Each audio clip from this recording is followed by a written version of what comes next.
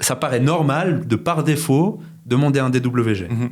Alors que je pourrais très bien faire mon plan à la main. Il y a des solutions qui existent pour avoir des lunettes de réalité augmentée sur le chantier, pour avoir des tablettes sur le chantier.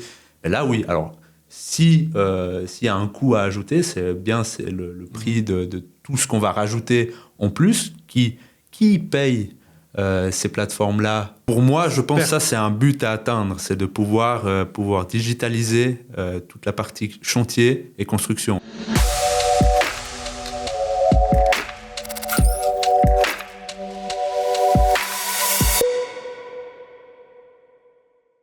Alors merci Raphaël d'être présent pour ce podcast. On va discuter ensemble sur en gros qu'est-ce que c'est qu'un BIM manager, à quoi il sert et est-ce que ça sert vraiment à quelque chose dans un projet. Mais avant ça, en fait, pour quelqu'un qui ne sait pas, globalement, ok, qu'est-ce que c'est qu'un BIM manager? Comment tu expliquerais ça à quelqu'un de lambda ou d'un architecte mais qui n'a pas forcément l'habitude de travailler avec un BIM manager? Pour moi, je vais faire simple, c'est le chef de projet BIM. Il y a un chef de projet du projet et il y a le BIM manager qui, lui, son rôle, c'est d'être le chef d'orchestre du projet BIM. Ça va être de définir les objectifs du projet en lien avec le maître d'ouvrage, avec ses propres objectifs. Est-ce qu'il n'y a que des objectifs de conception, des objectifs de réalisation, des objectifs d'exploitation? Et en fait, le BIM manager, il peut être soit en interne dans un bureau d'architecte, qui lui va être chef de projet BIM au sein des bureaux, du bureau, ou un BIM manager qui, lui, est chef de projet du projet en lui-même pour la partie BIM. Donc, pour moi, il y a deux styles de BIM manager. Il y a celui qui est en interne au bureau et il y a celui qui gère le projet avec des objectifs de projet. Donc, un, c'est pour les objectifs de bureau et l'autre, c'est pour des objectifs de projet. Et le rôle, ça va être de coordonner tout ça et de faire en sorte que le projet se passe de la meilleure manière possible en BIM. Autre question peut-être un peu bête, simple, mais en gros, pourquoi ce rôle existe? Et pourquoi pas, ça serait peut-être l'architecte ou l'ingénieur ou autre qui ferait ça? Quelle est un peu la plus-value de se dire, OK, on va partir avec un BIM manager? Alors pour moi, pourquoi est-ce que ce rôle existe? C'est que le BIM manager, actuellement, le BIM, c'est une méthode de travail qui est relativement nouvelle, qui demande une préparation tout de même en amont, qui demande une certaine expertise, qui demande un retour d'expérience également. Et c'est un autre métier à part entière qui risque de s'effacer peut-être au bout d'un moment quand le BIM deviendra un peu la norme. Donc je pense qu'à un moment donné, le but, c'est que l'architecte qui de base, par défaut, est la direction générale de projet, dans la plupart des cas, pas toujours, mais la direction générale de projet, elle a quand même une vision globale. Alors c'est soit elle externalise la partie BIM management, où on sait qu'on a un projet en BIM, mais je n'ai pas les compétences pour comprendre jusqu'où on peut aller dans le BIM, parce qu'un BIM manager doit avoir la maîtrise de plusieurs logiciels, doit comprendre différents types de méthodes de dessin, doit comprendre également le besoin de chaque métier. Un architecte n'aura pas les mêmes besoins qu'un ingénieur. Un ingénieur n'aura pas les mêmes besoins qu'un paysagiste. Et donc, chacun doit pouvoir trouver la plus-value dans le BIM. Et le BIM manager, en tant que chef d'orchestre, c'est de pouvoir comprendre les besoins de tout le monde, comprendre le besoin du projet, et de faire en sorte que tout le monde puisse collaborer le plus simplement possible. Donc lui, en fait, il a une vision globale et vraiment spécifique, enfin vraiment... Mais spécifique au BIM. Au BIM, voilà. Effectivement. Donc, il n'a pas forcément tous les aspects du projet, mais il a une vision globale du BIM. Il doit comprendre que l'économiste de la construction, il a besoin de quantifier les éléments pour sortir un chiffrage. Il a besoin de comprendre que l'architecte, lui, il l'utilise pour sortir ses plans de construction, de visualisation au client, de créer des images de rendu. Le CVS, lui, va se concentrer sur la partie technique, donc de comprendre comment les interactions se font, et puis de répondre aux besoins du projet. S'il y a un besoin d'exploitation, de se dire quel type d'information, à quelle phase, chaque intervenant va devoir indiquer dans la maquette pour respecter les objectifs donnés au début du projet. Ok. Peut-être tu peux déjà aussi te présenter un peu où tu travailles, qu'est-ce que tu fais, et puis justement, c'est intéressant de voir, vu que tu es dedans, à quel moment on t'appelle pour que tu interviennes dans le projet. Est-ce que c'est l'avant-projet, projet? Et voilà, si tu peux nous dire un peu globalement tout ça. Alors, oui, moi je m'appelle Raphaël Conguero. J'ai fondé Modélise il y a maintenant 4 ans, où on est un bureau d'architecture spécialisé dans le BIM. Notre domaine reste l'architecture. L'objectif est de remettre la partie architecture au centre du projet, mais au centre du projet en ayant une vision BIM. C'est-à-dire, on sait que le processus, nous, on est convaincus du processus, on sait qu'il apporte des plus-values au projet. Et nous, par défaut, tous nos projets, on les fait en BIM. Alors, on a différents types d'organisations, on sait s'adapter à, soit on travaille avec des architectes qui ont besoin de BIM managers, auxquels on va soit être en interne chez eux pour mettre en place leur processus, soit ils vont nous appeler pour gérer le projet de construction de manière globale et juste BIM, ou bien on est également capable, dans la partie architecture, de concevoir le projet et de le concevoir en BIM dès les premières phases du projet et jusqu'à la réalisation du bâtiment. Donc voilà, on propose des services d'un bureau d'architecture. Par contre, on est vraiment spécialisé dans la partie BIM. Dans cette partie BIM, quel est les pièges ou les erreurs typiques que tu arrives à éviter assez facilement, que tu arrives à aider en tout cas dans les projets? Tu dis, OK, avec le BIM, je sais que je peux apporter ça, ou dans mes connaissances personnelles, si quelqu'un fait un projet en BIM, en fait, que tu vois assez régulièrement, tu dis, OK, en fait, ça arrive, je vois ça assez souvent, quoi. Le principal point, c'est les problèmes de communication. Je répète à chaque fois ce point-là. Il y a beaucoup d'intervenants au sein d'un projet de construction. Chacun doit comprendre ce que fait l'autre et doit avoir confiance à l'expertise de l'autre. On est tous des professionnels et on doit pouvoir avoir accès à l'information. Et pour moi, la méthode BIM permet à chaque intervenant d'avoir les informations auxquelles il a besoin pour planifier son projet, que ce soit en architecture, en ingénierie ou tout autre. Nous deux même, on s'est connus au sein de l'école supérieure qui organisait des projets interdisciplinaires, où on a également appris à communiquer avec que ce soit avec les ingénieurs CVS, les ingénieurs civils, les archis, les paysagistes. Et on se rend vite compte que la communication et les besoins de tous n'est pas forcément idéal. Et pour moi, la structure d'une méthode BIM permet déjà de résoudre ce problème-là de communication. Puis justement, s'il n'y a pas de BIM manager dans un projet, qu'est-ce qui peut arriver? Alors, il n'y a pas forcément un BIM manager qui est attitré. L'architecte peut avoir le rôle de BIM manager. Donc, selon la taille du projet, on n'a pas besoin d'intégrer un BIM manager en plus.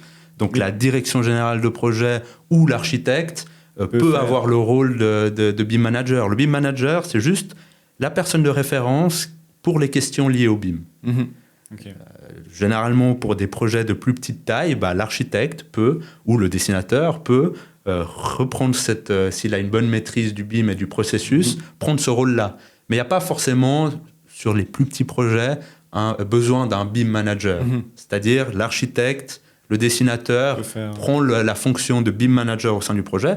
C'est pas nouveau, hein. Pour tout projet, on doit l'organiser. Comment est-ce qu'on partage l'information? Comment on partage les maquettes? Comment on partage les plans? Est-ce que c'est juste une Dropbox? Est-ce que c'est une plateforme dédiée? Voilà, il faut pouvoir s'adapter, mais ne pas complexifier le nombre d'intervenants pour tout type de projet. C'est sûr que pour des projets de plus grande envergure, un BIM manager sera désigné, mais voilà, ça reste au cas par cas. Donc c'est plutôt intéressant dans les très grands projets d'avoir quand même une personne référente qui gère cette partie-là, ou bien d'avoir une personne qui soit attitrée à ce rôle-là permet de garantir la qualité des maquettes. Je le vois nous-mêmes, hein, des fois quand on a la partie conception et qu'on a un peu le rôle d'architecte et BIM manager en interne, on aura souvent tendance à pas être aussi exigeant que si notre mission était de vraiment régler la partie BIM. Quand on règle la partie BIM, on réfléchit à la partie BIM, on vérifie les maquettes, on prend plus de temps pour contrôler le contenu des maquettes, chose qu'on a moins tendance à faire quand c'est pas une obligation, quand on doit faire plusieurs choses en même temps. Donc d'avoir quelqu'un d'externe qui contrôle le travail BIM de chaque intervenant, pour moi, c'est une réelle plus-value. Ça oblige à avoir une structure claire, d'être méthodique, de être sûr que chacun fasse ce qui a été demandé en termes de BIM et que tout fonctionne pour le mieux. Quand il n'y a pas de BIM manager qui est attitré ou d'objectifs clairs dans le projet, en fait, on voit que plus on avance dans le projet... Alors, dans les premières phases, ça va. Mais une fois que le chantier a commencé, le besoin d'avoir du BIM commence à s'effacer. On a un délai, on a un planning à respecter. Le chantier passe en amont. Il y a d'autres problématiques qui arrivent. Et on a souvent tendance à laisser le BIM de côté une fois que le chantier a commencé. Parce qu'il y a des modifications qui se passent sur le chantier, d'autres types de méthodes qui ont été utilisées. Puis en fait, il n'y a pas forcément le retour d'information qui revient forcément à l'équipe projet, tandis que peut-être un BIM manager qui, lui, sa mission principale, c'est, s'il a été mandaté pour ça, bien sûr, sa mission, c'est ça, c'est de vérifier que la concordance des plans correspondent à ce qui a été fait sur le chantier et que les informations du chantier puissent se retrouver également dans la maquette. Voilà, moi je trouve que ça apporte une qualité supplémentaire qui est applicable plus pour les gros projets dans ce cas-là. Dans des projets un peu plus petits, pour moi, c'est l'architecte qui prend le rôle de BIM manager la plupart du temps, ou pas, ou le dessinateur. Mais on voit que potentiellement la rigueur, mais les objectifs BIM ne sont pas forcément aussi ambitieux. Mais normal, parce que le projet est également plus petit ou sans objectif BIM dès le départ. Puis est-ce que le BIM manager ou le responsable BIM, au niveau justement de la partie exécution, est-ce qu'il a aussi un rôle clé par rapport au chantier? Parce que c'est vrai que donc moi, je fais aussi de l'implantation en chantier. Donc c'est un laser qui vient implanter les éléments par rapport à la maquette BIM, justement. Et on s'est rendu compte sur plusieurs chantiers, en fait, que nous, on a implanté des éléments où il y a d'autres entreprises qui avaient implanté leurs propres éléments qui étaient faux. Exact. Donc il y a cette partie-là de dire, j'ai une maquette complète, hyper détaillée, effectivement, mais lors de l'implantation, lors du chantier, en fait... Il y a des erreurs. Il y a quand même des erreurs. Ouais. Et est-ce que... Enfin, d'où ça vient? Est-ce que c'est plutôt le BIM manager ou c'est simplement l'entreprise qui a... Enfin, il y a un peu cette partie-là de se dire, c'est dommage. Oui, c'est dommage. Est-ce que c'est de la faute du BIM manager? Je ne pense pas. Après, ça dépend s'il a des objectifs de chantier, je pense. S'il n'a pas d'objectif d'implantation sur le chantier, de proposer une digitalisation du chantier aussi. Beaucoup de chantiers sont encore faits de manière très traditionnelle, avec des plans papier, beaucoup d'interprétations. Après, il y a les mêmes problématiques. Est-ce que la personne, elle a les derniers plans sur le chantier? On sait que les plans font que d'évoluer. Plus le projet est complexe, plus les plans évoluent. Comment s'assurer que les plans soient toujours à jour sur le chantier? Alors, il y a des solutions qui existent avec diverses plateformes, qui nous permettent de savoir et de digitaliser la partie chantier. Mais le BIM ne va pas résoudre le problème de chantier. Donc ça serait une autre méthode également à implémenter. La planification en amont, elle est potentiellement juste. Les erreurs de chantier, d'implémentation, de compréhension, ça peut arriver. Une porte qui est décalée de 20 cm parce qu'elle a mal été implantée, est-ce qu'on accepte cette modification-là? Est-ce que c'est faux réellement ou pas?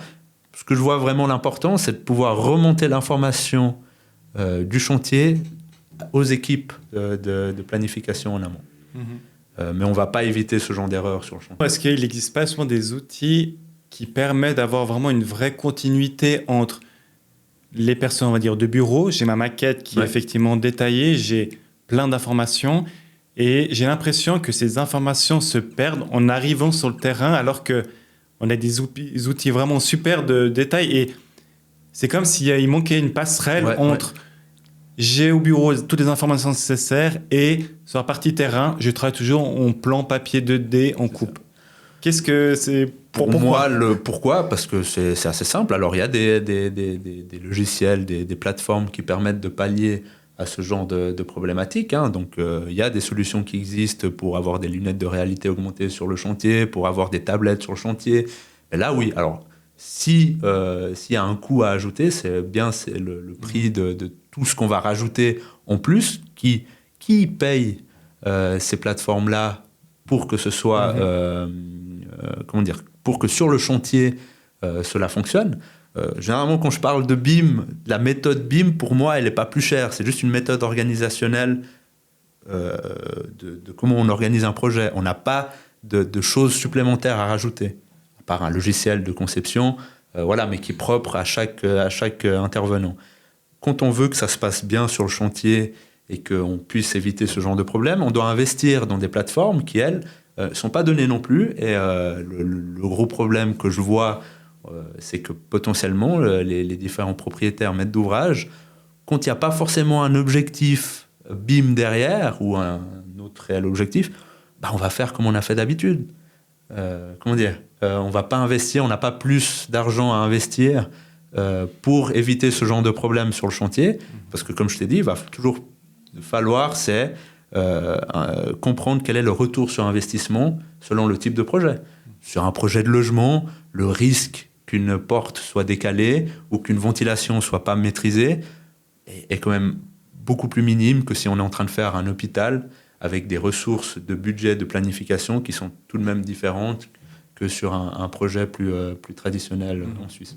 Donc, à l'heure actuelle, il n'existe pas un prorata par entreprise de dire 1 ou 2%, je ne sais pas, et qui fait que, nous, on vous implante les éléments, et il y a cette partie de dire entreprise, on sait que les travaux qu'on va effectuer, on va le faire qu'une seule fois.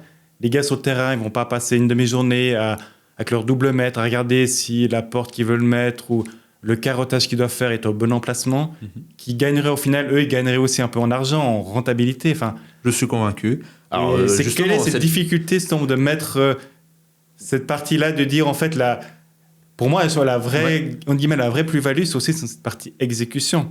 On fait les choses juste une fois et au final, sur les petites choses, en fait, chaque petite chose font qu'à la fin du chantier, oui, on gagne, en tout cas, on dépense moins. Pour moi, je pense que ça, c'est un but à atteindre, c'est de pouvoir digitaliser toute la partie chantier et construction. Alors, la partie qui paye quoi, je pense qu'elle peut être assez vite résolue, chacun donne une participation, etc. Voilà, c'est de l'organisationnel. Mais n'oublions pas, c'est déjà compliqué de digitaliser une entreprise et de digitaliser des planificateurs qui sont dans des bureaux, qui ont déjà l'habitude de travailler derrière un écran, d'avoir les mails, On voit qu'il y a beaucoup de papier encore, que la digitalisation ne se fait pas à chaque stade de l'entreprise. Alors, de vouloir tout de suite maintenant maîtriser toute la chaîne et de vouloir imposer à l'entreprise de maçonnerie de pouvoir implanter son mur avec un laser, de vouloir digitaliser tout ça. Moi, je reste convaincu que c'est ce qui permettra potentiellement d'attirer des gens des nouvelles personnes sur le chantier, de rendre ces métiers attractifs, de pouvoir digitaliser les métiers de la construction. Je pense que la nouvelle génération qui arrive, si on leur propose des solutions de digitalisation sur le chantier, ça rajoute un côté un peu plus attractif à ces métiers-là.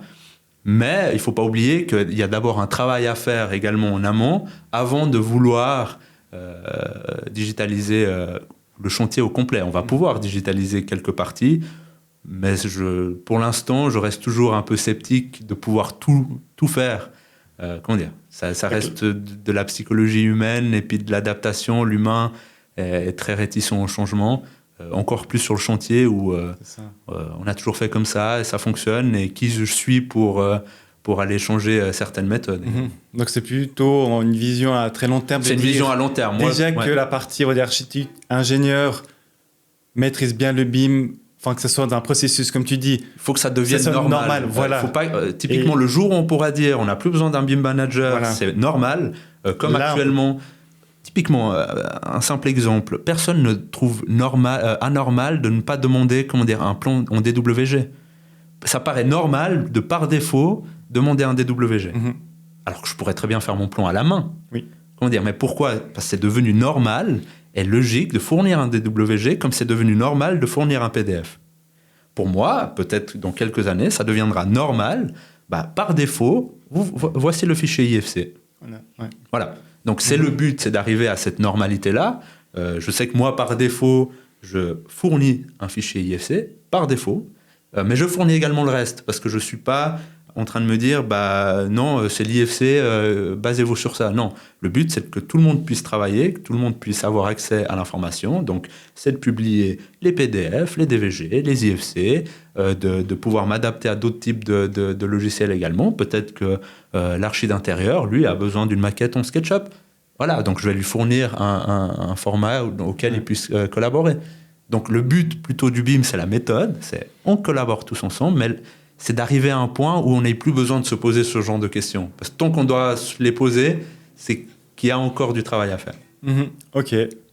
Merci pour toutes ces infos. Puis peut-être qu'on se reverra dans 5 ou 10 ans. J'espère. Puis peut-être que là, ce sera plus une thématique en fait. Le but, c'est que ça devienne quelque chose de normal et puis qu'on ne se pose pas ce genre de questions. C'est par défaut, les projets se font en BIM. Ça améliore la collaboration. On n'est pas en train de se poser est-ce qu'on le fait ou est-ce qu'on ne le fait pas. Ouais. C'est comme actuellement, on ne se pose pas la question est-ce qu'on travaille en DWG ou pas. Ouais. Je me réjouis de voir ça. J'espère. Parfait, merci beaucoup. Merci à toi. Et puis à la prochaine. Yes, merci.